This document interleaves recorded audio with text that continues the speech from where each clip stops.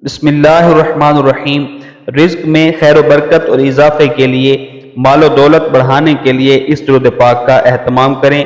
جو کوئی شخص یہ چاہتا ہے کہ اس کے کاروبار میں برکت ہو، رزق میں فراوانی ہو اور تنگ دستی سے نجات حاصل ہو، تو اسے چاہیے کہ اس درود پاک کی کثرت کیا کرے۔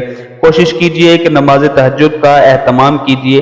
نماز تہجد ادا کرنے کے بعد اس درود پاک کو کم از کم آپ 1000 مرتبہ پڑھ لیجئے اور پھر دعا مانگیے، اللہ کریم انشاءاللہ آسانیاں پیدا فرما دے گا۔ حصول برکت کے لیے اس درود پاک کو آئیے ہم 3 دفعہ پڑھ لیتے ہیں، اور آئیے آپ سماعت فرما لیجئے۔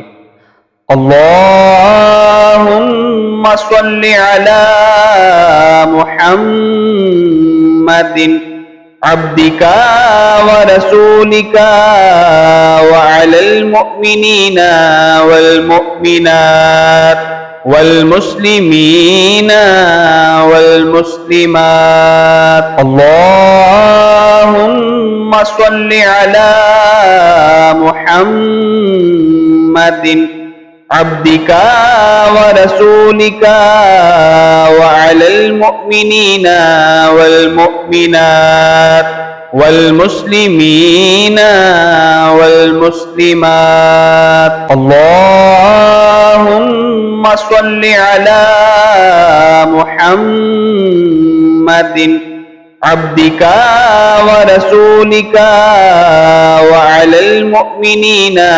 والمؤمنات والمسلمین والمسلمات۔